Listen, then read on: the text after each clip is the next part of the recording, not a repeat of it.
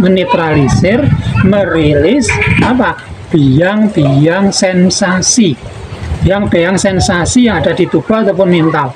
Yang pertama adalah Assalamualaikum warahmatullahi wabarakatuh. Bismillah, alhamdulillah, Allahumma sholli ala sayyidina Muhammad wa ala ali sayyidina Muhammad, wala haula wala quwata illa billahil aliyyil azim. Amma ba'du. Ibu dan bapak, sahabat sekalian yang berbahagia, yang dimuliakan Allah, yang semoga hari ini lebih sehat, lebih damai, lebih nyaman, lebih bahagia dibandingkan hari kemarin, dan hari esok lebih sehat, lebih nyaman, lebih damai, lebih berenergi dibandingkan dengan hari ini. Amin ya rabbal alamin. Banyak kawan-kawan kita yang mengalami anxiety selama bertahun-tahun ya. Nah, dengan aneka ragam, aneka macam sensasi-sensasi horor. Nah, baik itu sensasi secara tubuh fisik ataupun juga sensasi secara mental. Nah, sebenarnya sensasi itu dari mana toh? Kenapa sensasi itu selalu datang, dan selalu datang? Kok seperti nggak ada ujung dan pangkalnya? Hanya melingkar, melingkar, melingkar. Padahal sudah melaksanakan apa yang disarankan oleh para mentor mungkin di TikTok, di YouTube, ataupun di Facebook, di IG. Nah, saran-saran dari mentor sudah dilaksanakan. Apa biasanya yang disarankan para mentor yang ada di media sosial? Olahraga, ya, olahraga. Nah, teman-teman sudah melakukan olahraga tiap pagi, mungkin jalan kaki, ya, mungkin sudah jalan kaki, Pak, saya sudah jalan kaki, Pak, tapi kenapa sensasi masih muncul terus ya, Pak? Nah, Ibu dan Bapak sekalian yang dimuliakan Allah, salah satu treatment pasaran, ya, salah satu treatment yang umum sekali disarankan oleh para mentor, yaitu adalah melakukan aktivitas jalan kaki. Karena memang jalan kaki itu sangat bagus sekali ya Ibu dan Bapak semuanya. Untuk apa? Untuk meluruhkan endapan-endapan hormon stres, hormon kortisol, adrenalin itu yang masih ketahan di tubuh. Dengan melakukan aktivitas olahraga ringan seperti jalan kaki, ya, apalagi sudah panas-panas matahari jam 9 atau jam 8, jam 10 akan memancing keringatnya keluar, sehingga apa? Hormon-hormon stres yang tertahan itu bisa meluruh bersamaan dengan keluarnya keringat. Nah, seharusnya manakala sudah melakukan aktivitas olahraga ini kan tentunya harusnya enak, Pak. Tapi kenapa sensasi kok masih datang terus ya, Pak? Kok nggak hilang-hilang? Perlu dipahami bahwa munculnya sensasi, baik itu keringan, mata ngebur, dada berat, celekit-celekit, entah di kanan, entah di kiri, itu sebenarnya adalah sebuah fenomena nyampah. Sampah yang muncul di dalam tubuh kita itu dipengaruhi oleh faktor mental. Karena kecenderungan kawan-kawan kita yang anxiety, was-was, cemas, itu selalu memberikan respon-respon yang negatif terhadap satu pemunculan rasa yang nggak nyaman. Ada dua fundamental penting yang perlu Ibu dan Bapak kawan-kawan biasakan atau perlu diubah habit ini ya. Habit penting.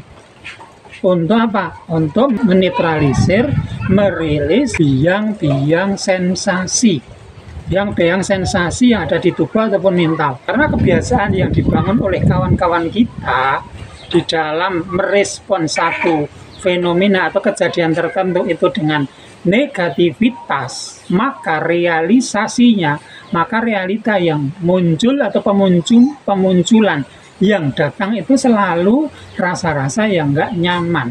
Karena ini sangat berhubungan erat dengan dua hal yang akan saya sampaikan kali ini. Bagaimana cara atau strategi atau toolnya seperti apa untuk merubah situasi dan kondisi supaya sensasi itu tidak terus-terusan. Ada dua langkah penting yang perlu teman-teman Ibu dan Bapak lakukan. Yang pertama adalah ubah kata. Yang kedua adalah ubah makna. Manakala Ibu dan Bapak mengalami rasa sensasi, baik itu di kepala cenut-cenut, kelingan, seperti dipaku mungkin, ataupun dada kanan, dada kiri, terasa celekit-celekit, atau di mata ngeblur, atau di tubuh kurang enak, di perut begah, dan lain sebagainya. Coba mulai latih berucap berkalimat yang positif. Kenapa Bapak Ibu dan Bapak ya? Setiap kalimat yang kita keluarkan, setiap kalimat yang kita ucapkan itu tidak hanya berpengaruh secara mental ya. Akan tetapi yang perlu kita sadari adalah bahwa setiap kalimat yang kita keluarkan, setiap kalimat yang kita ucapkan itu ada pertanggungjawabannya. Ya, tidak hanya selesai manakala itu dan Bapak menutup kalimat. Ada satu tanggung jawab yang kita pikul kelak di hari kemudian. Maka disinilah sebenarnya bagaimana kita mengucapkan satu kalimat tertentu itu kita ya tidak boleh sembarangan ya. Kita harus tata, atur kalimat kita, ucapan kita. Manakala kita berucap sembarangan, kalimat apalagi dengan kalimat negatif, ngeluh, apalagi memberi jas terhadap diri kita sendiri bahwa diri kita itu goblok, blow on ataupun kalimat-kalimat yang lain, ini memantik satu ketidakberdayaan di dalam diri, memantik apa? Ini menumpulkan kecerdasan yang ada di dalam diri kita, di mana Allah itu sebenarnya memberikan tubuh kita itu dirancang dengan tool yang sudah diberikan secara gratis, yaitu adalah yang namanya otak, di mana di dalam tubuh kita itu punya satu sistem yang begitu luar biasanya, bisa menyembuhkan diri sendiri, bisa merecovery satu kondisi tertentu yang tidak seimbang. Akan tetapi ini bisa terjadi penumpulan, ini bisa tumpul manakala diri kita sendiri yang menumpulkan kecerdasan ini, yang menumpulkan kecerdasan ini. Nah, salah satu yang menumpulkan kecerdasan di dalam diri kita, kecerdasan di dalam sistem otak kita, kecerdasan diri kita adalah kita sering mengucapkan kalimat-kalimat yang negatif, kalimat yang tidak memberdayakan, kalimat yang tidak membangun. Tapi justru apa? Dengan kalimat-kalimat yang mendegradasi mental, dan kalimat-kalimat yang mendegradasi apa? Mendegradasi kecerdasan. Nah, Ibu dan Bapak yang berbahagia yang dimuliakan. Jadi kesimpulan di poin nomor 1 ini adalah menjaga lisan. Bagaimana kita bertutur kalimat, bertutur kata dengan kalimat-kalimat yang berfaedah, dengan kalimat-kalimat yang memberi sugesti positif, mengeluarkan kalimat-kalimat yang memberi input mentality yang membangun, bukan justru malah mendegradasi diri kita ya. Nah, yang kedua adalah ubah makna, berikan makna yang positif terhadap satu kejadian apapun dalam kehidupan kita sehari-hari, di mana ini seringkali kawan-kawan kita di luaran sana dengan sangat entengnya memberikan satu pemaknaan yang negatif. Misalnya satu contoh, Ibu dan Bapak misalnya kehilangan uang, misalnya kehilangan uang 100.000. Biasanya respon apa yang muncul manakala kehilangan uang 100.000? Biasanya respon refleks yang muncul adalah marah, gremeng, ngedumel, ya, marah terhadap diri sendiri, bahkan mungkin marah menyalahkan Tuhan, menyalahkan Allah.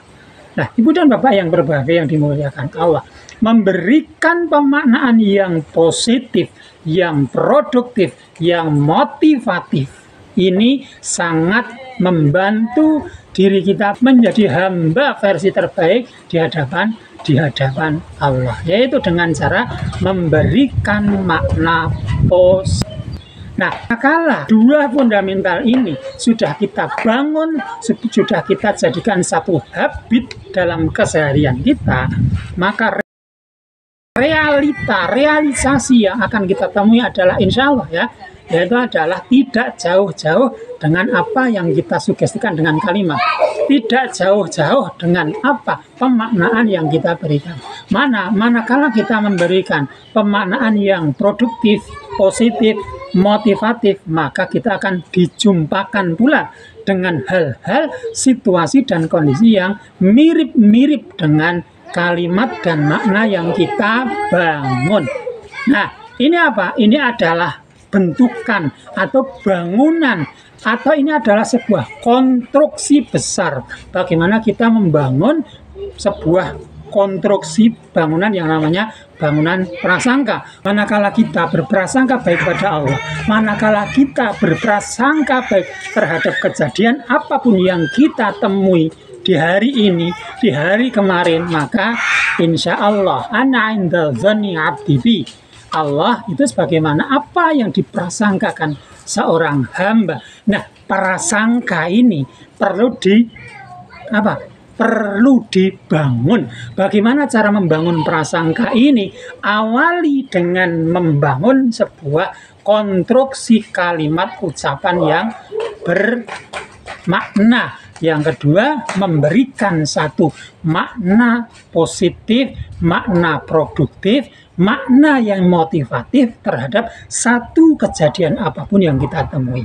Bahkan manakala kita menemui atau ketemu dengan satu situasi dan kondisi yang enak ataupun nggak enak, menyenangkan atau menjengkelkan, ya disitulah tetap kita biasakan memberi makna positif, motivatif, dan inspiratif terhadap satu kejadian tertentu. Maka insya Allah manakala konstruksi bangunan ini sudah kita bangun, sudah kita latih, realisasi ke depan, ya insya Allah Allah akan mendekatkan kebaikan, mendekatkan keberuntungan, mendekatkan hal-hal yang positif terhadap diri kita. Termasuk apa? Problem-problem yang selama ini belum diangkat oleh Allah, belum tersolusikan oleh Ibu dan Bapak semuanya. Coba sekarang latih, mulai saat ini juga ubah kata, ubah makna. Maka insya Allah realita ke depan itu tidak jauh-jauh dari apa yang kita ucapkan, tidak jauh-jauh dari apa yang kita maknakan. Nah, termasuk problem yang dinamakan dengan cemas, anxiety, yang biasanya memunculkan aneka macam sensasi.